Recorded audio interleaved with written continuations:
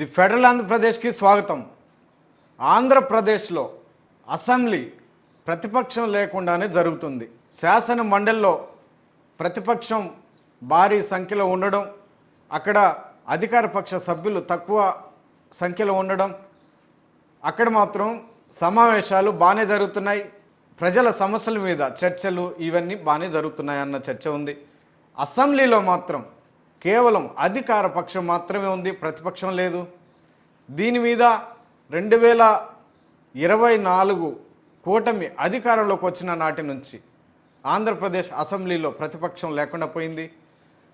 2024లో కూటమి పక్షానికి భారీగా సీట్లు రావడం, వైసీపీకి తక్కువ స్థానాలు రావడం, అంటే తెలుగుదేశం పార్టీకి, జనసేనకి, బీజేపీ కలిపి 165 సీట్లు రావడము, వైసీపీకి 11 స్థానాలు మాత్రం పరిమితి కావడము, దీంతో వైసీపీకి ప్రతిపక్ష హోదా దూరం కావడం.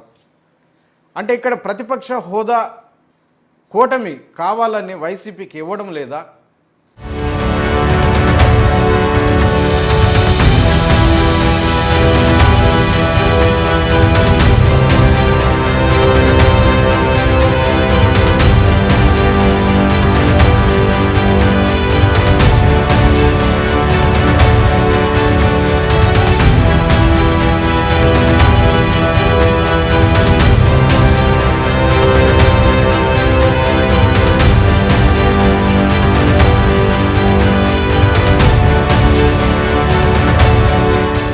వైసీపీ ప్రతిపక్ష హోదా ఇస్తేనే ప్రభుత్వాన్ని ఎదుర్కోవడానికి వీలుగా ఉంటుంది, అందుకే అసెంబ్లీకి వెళుతామని వైసీపీ చెప్పడం, ఇది కూడా ఆంధ్రప్రదేశ్ రాష్ట్ర రాజకీయాల్లో ఒక చర్చగా మారింది. ప్రతిపక్ష హోదా ప్రజల సమస్యలు చర్చించడానికి, వాటి కోసం పరిష్కారాల దిశగా అడుగులు వేయడానికి, ప్రజల డెవలప్మెంట్ కోసము తగిన కార్యాచరణ చేపట్టడానికి ప్రజాస్వామ్యంలో చట్టసభలు అన్నవి చాలా ముఖ్యమైనవి, వాటికి ఎంతో ప్రాధాన్యత ఉంది. మరి ఇంత ప్రాధాన్యత కలిగినటువంటి చట్టసభల్లో ప్రతిపక్షానికి ఎందుకు చోటు ఇవ్వడం లేదు? ఎందుకు మరో పక్షాన్ని, అంటే తక్కువ సీట్లు వచ్చినటువంటి పార్టీని అసెంబ్లీలోకి ఎందుకు అడుగు పెట్టడం ఇవ్వలేదు, కావాలనే అడుగు పెట్టడం లేదా అన్న అంశాలు కూడా చర్చగా ఉన్నాయి. ఇక్కడ ప్రభుత్వాన్ని, ప్రతిపక్షాన్ని చాలా కీలకమైనటువంటి ఆర్గ్యుమెంట్స్ చేస్తున్నాయి. కూటమి పక్షమేమో సాంకేతిక కారణాలను తెరపైకి తీసుకొస్తోంది. మొత్తం 175 స్థానాల్లో 10% సీట్లు వచ్చి ఉండాలి, అంటే 18 సీట్లు వచ్చి ఉండాలి, అప్పుడే ప్రతిపక్ష హోదా ఇవ్వడం సాధ్యమవుతుంది అని కూటమి చెప్తుంది. మరోవైపు వైసీపీ ఏమో గతంలో జరిగినటువంటి సంఘటనలు, సంప్రదాయాలను తెరపైకి తెస్తోంది. అసెంబ్లీలో 2 పక్షాలే ఉన్నాయి, ఒకటి అధికార పక్షము, రెండోది వైసీపీ పక్షం. అధికార పక్షంలో 3 పార్టీలు కలిపి పక్షంగా ఉన్నాయి, మిగిలింది వైసీపీనే. తక్కువ స్థానాలు వచ్చినప్పటికీ రెండో పక్షంగా ఉన్నట్టి వైసీపీకి ప్రతిపక్ష హోదా ఇవ్వాలి అని వైసీపీ డిమాండ్ చేస్తుంది. ఇక్కడ సీట్లు కాదు, స్థానాలు కాదు, లెక్కలు చూడాల్సింది రెండో పార్టీగా ఉందా లేదా, రెండో పక్షంగా ఉన్నదా లేదా అన్న అంశాన్ని మాత్రమే తెరపైకి తెస్తోంది. ఇక్కడ ప్రభుత్వం చెప్తున్నది సాంకేతికపరమైన అంశాలు తెరపైకి తెస్తున్నప్పటికీ, ఇటు వైసీపీ సంప్రదాయాలను తీసుకొస్తున్నప్పటికీ 2 ఆర్గ్యుమెంట్స్ కీలకమైన చర్చలుగా మారాయి. ప్రజల్లో ఒక తీవ్ర చర్చకు దారితీసింది. ఎవరి ఆర్గ్యుమెంట్ కరెక్టు అన్నది ఇప్పుడు ఆంధ్రప్రదేశ్లో ఒక చర్చ నడుస్తుంది. ప్రజలు, రాజకీయ విశ్లేషకులు, రాజకీయ పార్టీలు అందరూ దీన్ని, అటు ప్రభుత్వ తీరుని, ఇటు వైసీపీ తీరుని తప్పుపట్టే ప్రయత్నం చేస్తున్నారు. ప్రభుత్వం కావాలనే వైసీపీని ఇరుకుని పెట్టడానికి ఈ అంశాన్ని తెరపైకి తీసుకొచ్చింది అని ఒక చర్చ వినిపిస్తోంది. మరోవైపు అసెంబ్లీలోకి వెళ్ళడానికి ప్రతిపక్ష హోదా అన్న సాకును తెరపైకి తెచ్చి కావాలని వెళ్ళడం లేదు వైసీపీ అని మరో వాదన వినిపిస్తోంది. ఇందులో ఎవరి వాదన, ఎవరి ఆర్గ్యుమెంట్ కరెక్టు అన్నది ఇక్కడ కీలకమైనటువంటి అంశం. 10% సీట్లు లేకపోతే 18 స్థానాలు వచ్చి ఉంటే ప్రతిపక్ష హోదా ఇస్తారా? గతంలో తక్కువ స్థానాలు వచ్చినప్పటికీ ప్రతిపక్ష హోదా గుర్తింపు ఇవ్వలేదా అన్న అంశాలు కూడా ఇప్పుడు తీవ్రమైనటువంటి చర్చకు దారితీశాయి. గతంలో ఉమ్మడి ఆంధ్రప్రదేశ్ రాష్ట్రంలో ఇదే రకమైనటువంటి సమస్య తెరపైకి వచ్చింది.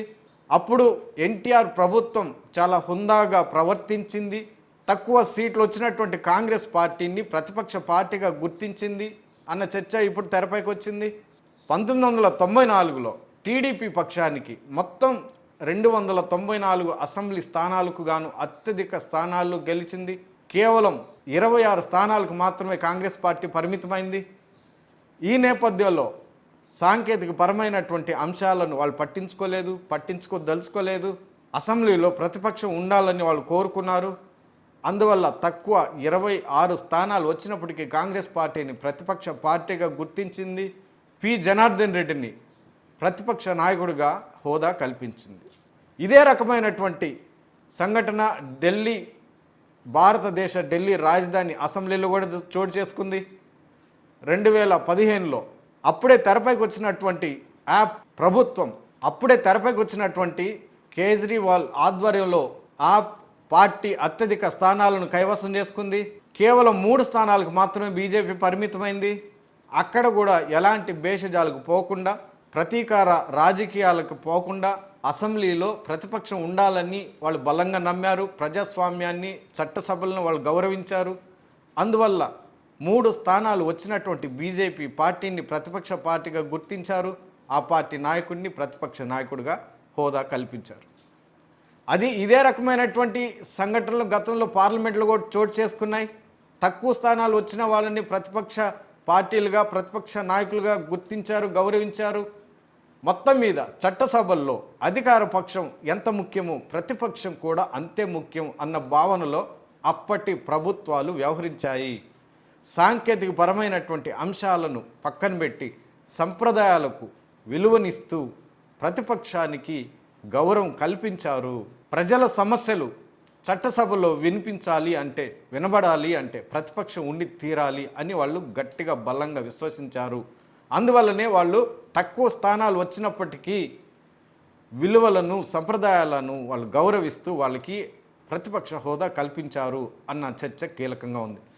మరి ఇన్ని సంఘటనలు భారతదేశంలో మన ఉమ్మడి ఆంధ్రప్రదేశ్ రాష్ట్రంలోనే చోటు చేసుకున్నప్పుడు మరి వీటిని కూటమి ప్రభుత్వం ఎందుకు గుర్తించలేదు, ఎందుకు పక్కన పెట్టింది, ఈ సంప్రదాయాలను ఎందుకు ప్రాధాన్యత ఇవ్వలేదు అన్నది కీలకమైనటువంటి చర్చగా ఉంది.